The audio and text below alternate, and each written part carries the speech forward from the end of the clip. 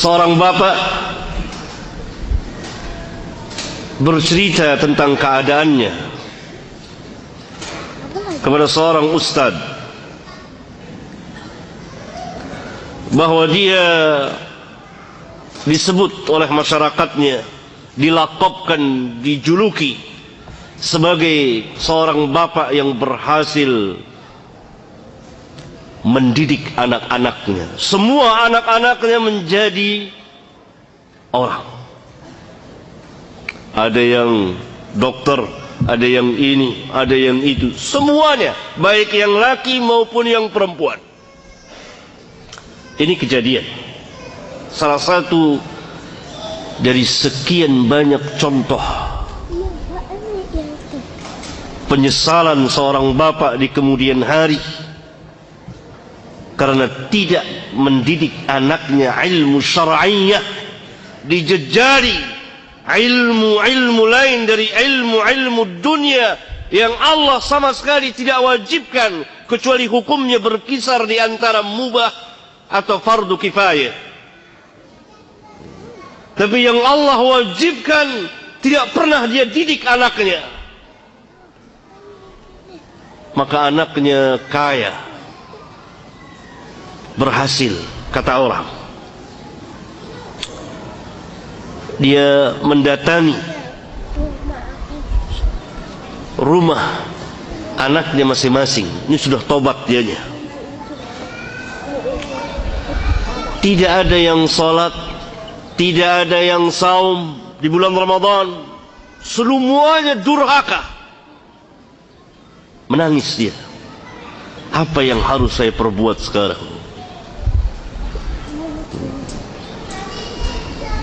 Sedih dia melihat anak-anaknya. Pada bulan Ramadan dia mendatangi salah seorang anaknya. Dia berpikir bahwa anaknya dan anak dan cucunya, anaknya, mantunya, cucunya saum Ramadan. Ternyata sama sekali tidak. Anaknya mengatakan, bapak mau makan apa nanti buka? Waktu buka mau makan apa? Disediakan anaknya. Tapi anaknya sendiri tidak saum. Cucunya tidak saum. Mantunya lebih-lebih. Keluarga yang durhaka kepada Allah. Anaknya mau belikan bapaknya apa saja untuk buka puasa. Sudah tua, sudah pensiun, sudah sakit-sakitan. Menyesal dia. Ini kejadian. Dia mengadu kepada salah seorang ustaz. Apa yang harus saya perbuat? Karena melalaikan pendidikan syar'iyyah yang Allah wajibkan untuk menghidupkan anak ini.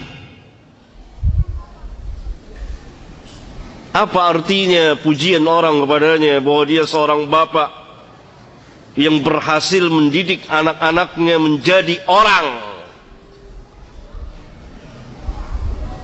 Dia saksikan dengan mata kepalanya. Setiap keluarga anaknya satu persatu dia datangi rumah-rumahnya yang sudah megah dengan sederet mobil mungkin. Tidak ada satupun yang membaca ayat-ayat Al-Quran. Tidak ada satupun yang mendirikan salat sujud kepada Rabbul Alamin. Hanya dia sendirian salat di tengah keluarga besarnya. Yang lain tidak ada yang salat. Azab neraka dunia.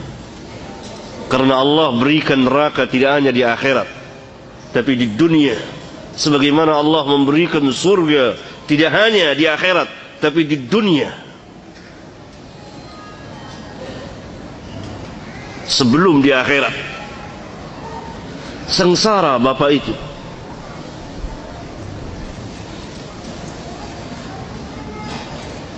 Akhirnya dia mengatakan, saya akan mendidik cucu saya. Hal yang sulit, karena cucunya di bawah pengawasan mantunya. Cucunya ikut orang tuanya durhaka, orang tuanya tidak salat, orang tuanya tidak saum, orang tuanya tidak mengenal Quran, tidak terdengar ayat Al-Quran di rumahnya. Ya, kalau sekedar Quran mungkin ada. Rata-rata di rumah orang Muslim Quran ada. Mungkin sebagai pajangan dia belilah yang cakap-cakap Quran. Karena salah satu tanda-tanda hari kiamat, manusia menghiasi Quran. Sajadah ada. Kalau ada tamu yang datang untuk sholat, dia sediakan. Perlengkapan sholat ada. Tapi mereka tidak mendirikan sholat. Ini salah satu contoh nyata. Dia bercerita kepada salah seorang ustaz, mewakili contoh manusia yang lain dari kaum muslimin yang terbenam dalam kehidupan duniawiyah, lupa akan pendidikan syar'iyah. Hatta anaknya lagi sakit pun disuruh masuk sekolah, tidak boleh absen sama sekali. Allahu Akbar. Tapi anaknya tidak pernah dimarahi, ditegur, dipukul ketika meninggalkan salat, ketika tidak membaca ayat-ayat Al-Quran, ketika tidak melakukan ketaatan. Tapi kalau urusan sekolah, luar biasa gulunya, melampaui batas manusia itu.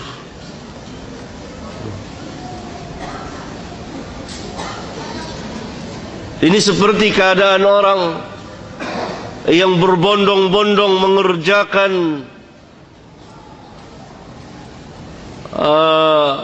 sesuatu amal yang sunat, tetapi meninggalkan sesuatu yang wajib. Tidak juga berarti bahwa agama merendahkan ilmu-ilmu yang lain, tidak. Tetapi yang terpenting, yang utama, yang Allah wajibkan ilmu syar'iyah, lima yuhyikum, untuk menghidupkan kamu. Ilmu yang selain itu dari ilmu dunia berkisar hukumnya antara mubah sampai kepada tingkat fardu kifayah. Tidak ada seorang pun ulama yang mengatakan ilmu dunia fardu ain. Yang fardu ain ilmu din, ilmu syar'iyah, mempelajari al-aqidah, mempelajari tauhid, mempelajari al-iman.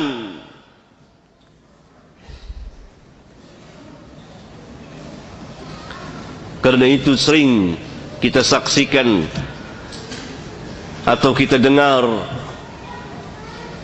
orang-orang yang dikatakan pintar dalam urusan dunia,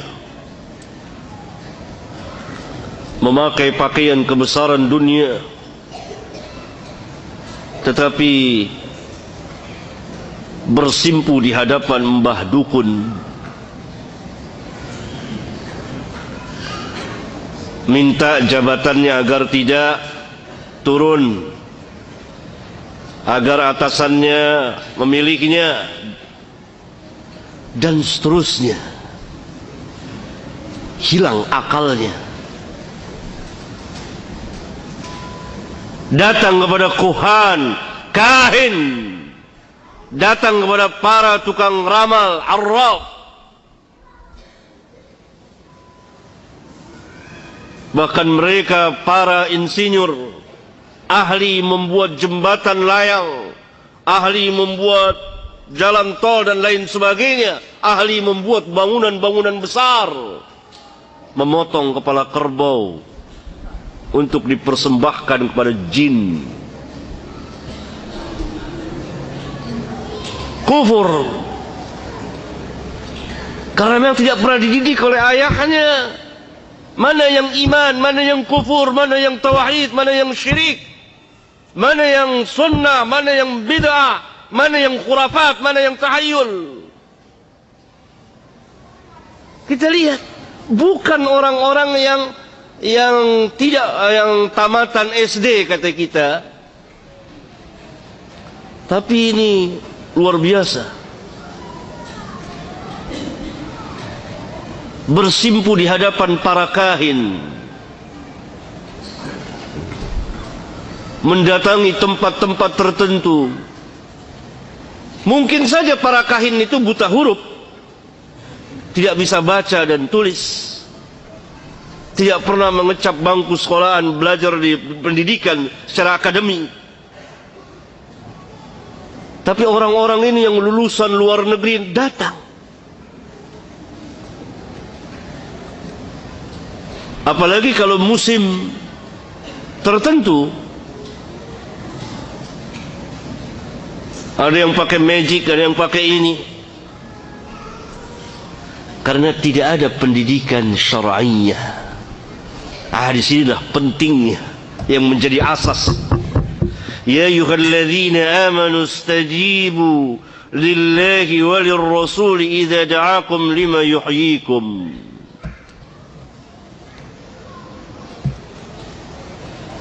Kemudian ayat ya ayyuhalladzina amanu qu anfusakum wa ahlikum nara waquduha an-nas wal hijarah. Hai orang-orang yang beriman, jaga, pelihara diri-diri kamu dan ahli kamu. Ahli kamu adalah anak dan istri kamu. Dari apa? Nara, api neraka. Khitab pembicaraan Allah tujukan, Allah wajibkan kepada setiap bapak, setiap suami, bertanggung jawab mutlak akan keselamatan anak-anak dan istri-istrinya dari api neraka Jahannam, dari api neraka. Ya ayyuhalladzina amanu qu anfusakum wa ahlikum. Ahlikum anak dan istri. Berarti khitab adalah untuk kita, kaum laki-laki, para bapak, para suami, agar menjaga, memelihara